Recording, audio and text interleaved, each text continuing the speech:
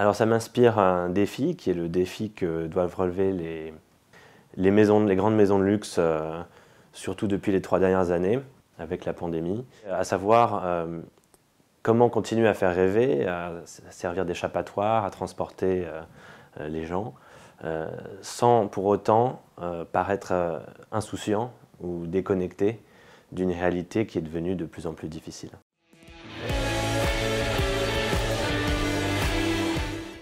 Alors je le vois de 2 manières. La première, c'est l'éditorial. La semaine dernière, pendant la COP27, nous avons publié un dossier spécial montre qui est à l'intersection du secteur horloger et du développement durable.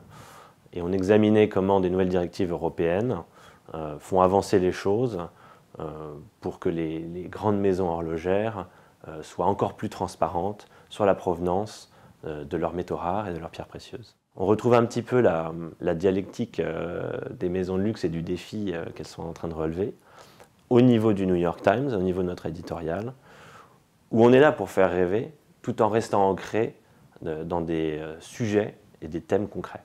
Le deuxième angle sur l'accessibilité, je dirais que c'est l'élargissement de notre écosystème par une stratégie d'acquisition et de développement de nouveaux produits. Maintenant, on peut aller bien au-delà de notre produit principal, journalistique, et s'abonner à New York Times Games, New York Times Cooking. On peut lire des contenus sport, des contenus shopping. Et donc, on a multiplié, on va dire, les points d'accès au New York Times, et on l'a rendu encore plus accessible et encore plus essentiel.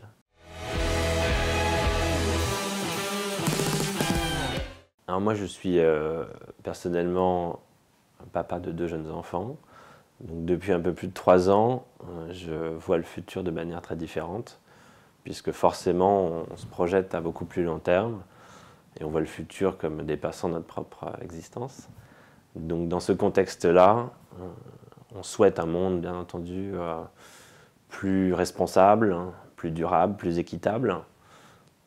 La tâche est immense, bien entendu, surtout dans le contexte actuel. Mais si je regarde par exemple les valeurs clés qui sont consultables d'ailleurs du New York Times, nous avons 6 valeurs de référence: indépendance, intégrité, respect, curiosité, collaboration et excellence. Et je pense que si au moins on en suit quelques-unes d'entre elles, on est déjà sur la bonne piste et c'est un bon point de départ.